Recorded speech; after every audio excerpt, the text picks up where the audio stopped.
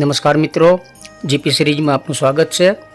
મિત્રો, આજે તારીખ 7/8/2025 છે અને આજે આપણે કેનેડાના એક સરસ લેક મોરેનની મુલાકાતે છીએ. રાજગાડી ચલાવી રહ્યા છે અને આપણે કેલ્ગરી રોકાયા હતા અને કેલ્ગરીથી અત્યારે લગભગ 150 કિલોમીટરના અંતરે પહાડ ઉપર આ લેક મોરેન આવેલું છે. અને એ મોરેન તળાવ જે છે એ હિમ નદીનું ગ્લેશિયર તળાવ છે અને એ પૂર્વે આપણે આ 10 શિખર લોજ ત્યાં આવ્યા છીએ. એટલે આ 10 મોટા મોટા પહાડો છે, એની વચ્ચે આ તળેટીમાં આ સરસ લોજ છે અને એની અંદર સરસ મ્યુઝિયમ પણ છે અને લાકડાની વુડન સરસ લોજ છે.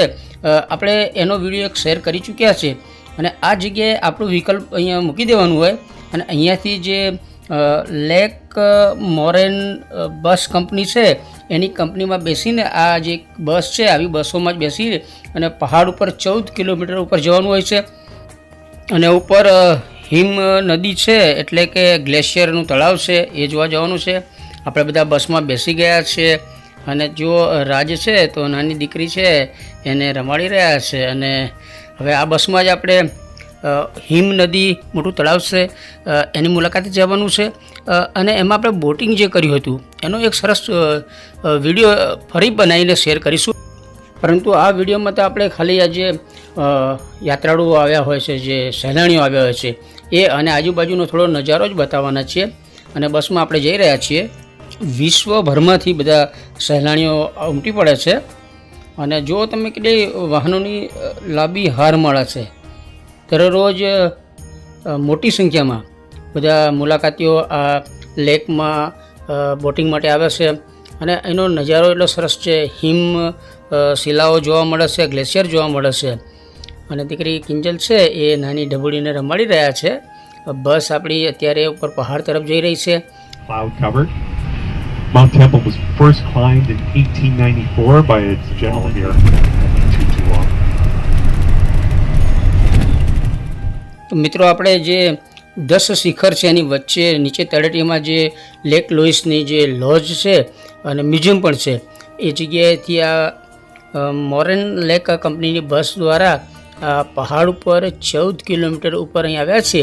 અને દરમિયાન જે બસના ડ્રાઈવર છે એમના દ્વારા આ જે પ્રવાસન સ્થળ છે એની સંપૂર્ણ માહિતી આપણને બસમાં ચાલુ ટ્રાવેલિંગ દરમિયાન જ આપવામાં આવે છે. અને આપણે અત્યારે મોરેન લેક જે છે ત્યાં આવી ગયા છે. પાછળ જો ઊંચા ઊંચા બધા પહાડ દેખાઈ રહ્યા છે અને પહાડની વચ્ચે જ આગળ ગ્લેશિયર હોય છે અને 12 માસ અહીંયા બરફ જામેલો હોય છે.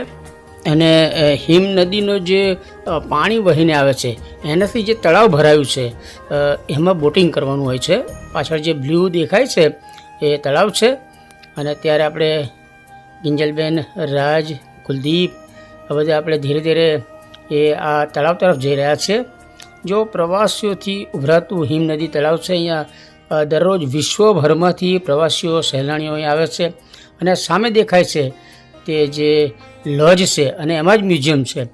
મ્યુઝિયમ એટલે કે ગિફ્ટ આઇટમ બધી ત્યાં વેચાણ અને પ્રદર્શન રાખવામાં આવે છે. અને બહાર રીંછ અને ઉપર એક સરસ રીંછનું પ્રતિકૃતિ રાખવામાં આવી છે.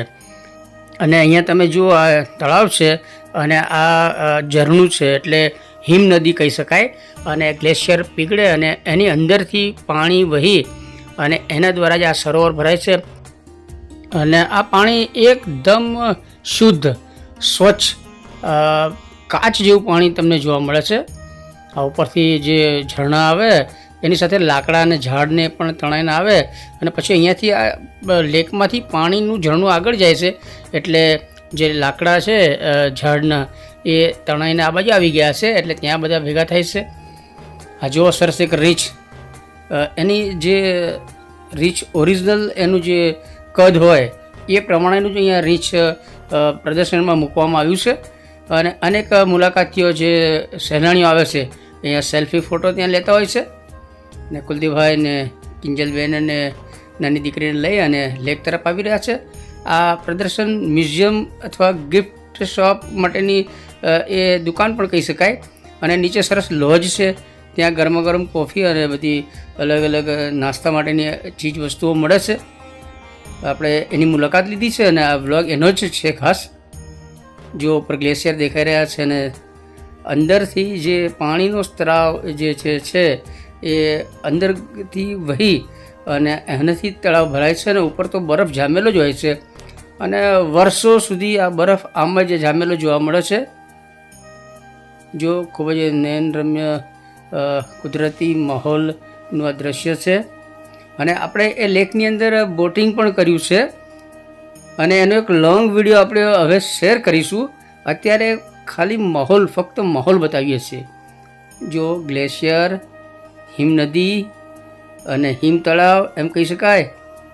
ફિરોઝા કલરનું આખું જે સ્કાય બ્લુ જેવું પાણી દેખાય છે અને આ જે ગ્લેશિયર છે હજારો વર્ષ સુધી આવી રીતે અહીંયા જ બરફ જામેલો જોવા મળે છે. અને જો પહાડ જાણે કે વાદળથી વાતો કરતા હોય એવા વાદળ અને પહાડની ટોચ એ એક થઈ ગયા છે. અને કુલદીપભાઈ જુઓ તળાવ તરફથી આવી રહ્યા છે. અહીંયા બુકિંગ આપણે પેલો બોટિંગ માટેનું કરાવી દીધેલું છે, પરંતુ થોડી વાર પછી હવે આપણે ત્યાં જઈશું. અને જો સરસ હિમ નદી અને ગ્લેશિયર તળાવ એ દેખાય છે પાછળ. અને વિશ્વભરમાંથી સેંકડો હજારોની સંખ્યામાં ટુરિસ્ટો અને મુલાકાતીઓ અહીંયા આવે છે. રાજ આવી રહ્યા છે અને આપણે અહીંયાથી હવે બોટિંગ કરવા જવાનું છે. એટલે આપણે એક નાવ છે એમાં કુલદીપભાઈ અને આપણે બેસવાના છીએ. બીજી એક નાવમાં રાજ અને કિંજલબેન બેસવાના છે. અને ત્રીજી બોટ જે છે જયમીનભાઈ અને અપૂર્વાબહેન બોટિંગ કરશે. જો આ તળાવ છે, સરસ લેક છે, મોરેઇન લેક, અને નાવડા બધા પડ્યા છે અને સહેલાણીઓ બધા ઉમટી પડ્યા છે. અને જયમીનભાઈ એટલે કે દલ્લુભાઈ આવી રહ્યા છે અને હવે આપણે બોટમાં બેસવાનું છે. અને આ બહારનો નજારો છે, તમે જુઓ. અત્યારે ધીરે ધીરે બધા પ્રવાસીઓ આવી રહ્યા છે અને જે પેલો ખડક છે, ખડી ગયેલા પહાડ છે, ત્યાં કોઈ મેરેજ માટેનું પ્રી વેડિંગ શૂટિંગ કરી રહ્યા છે. આપણું પેલું મ્યુઝિયમ આપણે કહીએ છીએ તે ગિફ્ટ શોપ પણ છે અને મ્યુઝિયમ પણ છે. અને અહીંયા મોરેઇન લેકની યાદો સ્મૃતિ ભેટ માટે લઈ જવાય એવી ઘણી બધી ચીજ વસ્તુઓ છે, કપડાં છે અને બધું છે. અને આ નીચે એક સરસ રીંછ, આપણે ભાલુ કહીએ છીએ, એ ઉત્તર ધ્રુવનું પ્રાણી છે. એની પ્રતિકૃતિ અહીંયા રાખવામાં આવી છે. ઓરિજિનલ જાણે કે રીંછ હોય એ જ સાઇઝ, એ જ કદ કાઠી અને એવા જ ઊંચાને એવું છે. અને આ બીજું એક રીંછ છેક ઉપર ગોઠવવામાં આવ્યું છે. એટલે અહીંયા પણ ઘણા બધા ફોટોગ્રાફી કરતા હોય છે અને વાસ્તવિક હોય એ ટાઈપ જ એને બનાવવામાં આવ્યું છે. અને આપણે થોડું મેમોરિયલ શૂટ યાદગીરી માટે કર્યું છે. અને અનેક પ્રવાસીઓ, મુલાકાતીઓ આ રીંછ સાથે ફોટોગ્રાફી કરતા હોય છે અને આપણે પણ થોડી મેમોરિયલ શૂટ કર્યું છે. હૂબહૂ રીંછ જે છે એવું જ કદ કાઠીનું રીંછ બનાવાયું છે. અને આ અંદરનો નજારો છે. અંદર ઘણી બધી જાણકારી અને બધું જોવા મળે છે તમને. મોરેન લેક વિશે પણ ઘણી બધી અહીં માહિતી જોવા મળે છે. અને સાથે અહીંયા આ ગિફ્ટ આઇટમ માટે અને અન્ય જરૂરિયાતવાળી ચીજ વસ્તુઓ હોય એ પણ અહીં વેચાણ મળે છે. અને આખું વુડન લાકડાનું જ આખું માળખું તૈયાર કરેલું છે. અને અહીંયા આપણે અગાઉ જે 10 શિખર લોજ બતાવી હતી એ ટાઈપ જ અહીંયા પણ બધું વુડન ફર્નિચર ને વુડન આખું સ્ટ્રક્ચર છે. અને આ જ એરિયામાં બાજુમાં જ થોડું નીચે કોફી હાઉસ છે ને નાસ્તાઓ માટેનું છે. પરંતુ આ બધું જે લોજ જે છે એ 4 વાગ્યા પછી બધું બંધ થઈ જાય છે.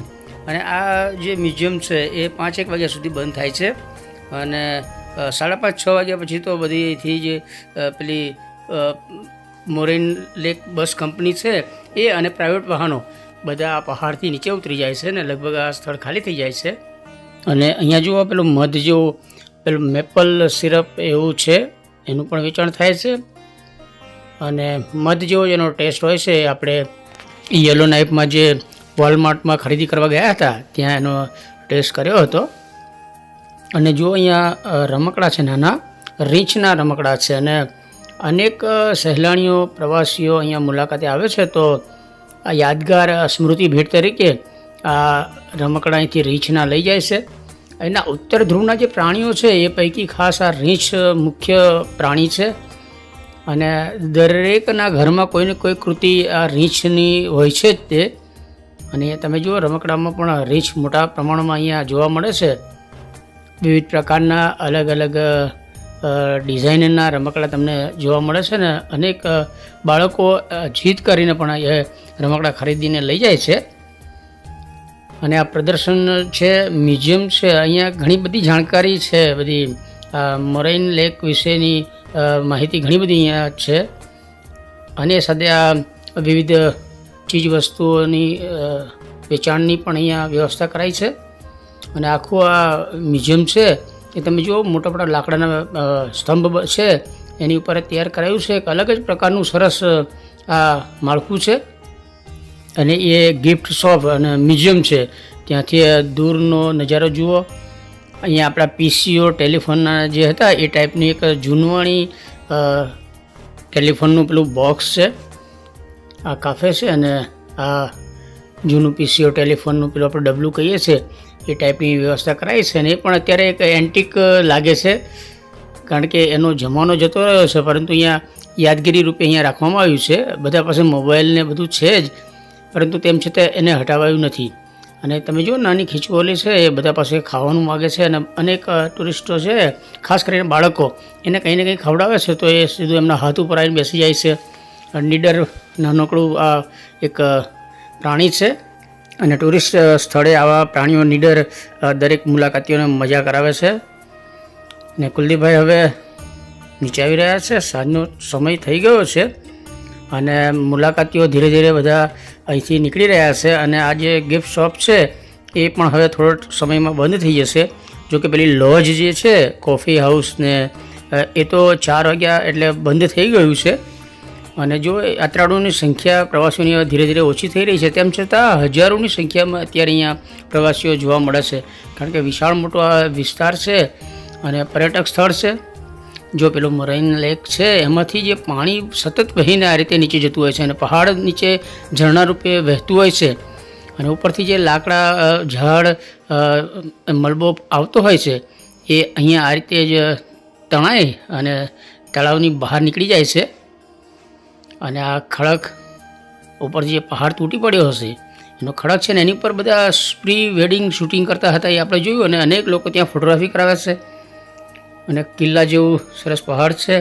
હજારો વર્ષથી આ જૂનો ગ્લેશિયર અહીંયા જામેલો છે અને ઉપર બરફ સતત જામતો જાય છે અને નીચેથી હિમ નદી વહેતી હોય છે અને એના દ્વારા જ આ તળાવ ભરાય છે. તળાવની અંદર પાણી ખૂબ જ પારદર્શક હોય છે, એટલે આપણે બોટિંગ કરતા હોય તો નીચેનો ભાગ જે નીચે ખડક પહાડ અથવા પથરા જે પડ્યા હોય એ તળાવમાં આપણને ચોખ્ખા દેખાય છે. જુઓ ગ્લેશિયર અને હિમનદી. અને આ મરાઇન લેક ટુરિઝમ સ્થળ છે કેનેડાનું. અને અહીંયા જો એક નાનકડું પક્ષી છે અહીંનું. અને અહીંયા અત્યારે આપણે રિટર્ન જઈ રહ્યા છીએ, સાંજ પડી ગઈ છે અને આપણી મરાઇન લેક બસ કંપનીની બસ આવે એની રાહ જોઈએ છે. પરંતુ ત્યારે આ એક નાનકડું પક્ષી અહીંયા સરસ મસ્તી કરતું હતું અને પ્રાકૃતિક વાતાવરણ સરસ છે ને અહીંયા ઉડાવડ કરી અને એનો ખાસ અવાજ કિલ્લોલ કરતો હોય એવો અવાજ જોશથી કરતા હતા આ પક્ષી. અને આપણે એનું થોડું શૂટ યાદગીરી માટે કર્યું છે.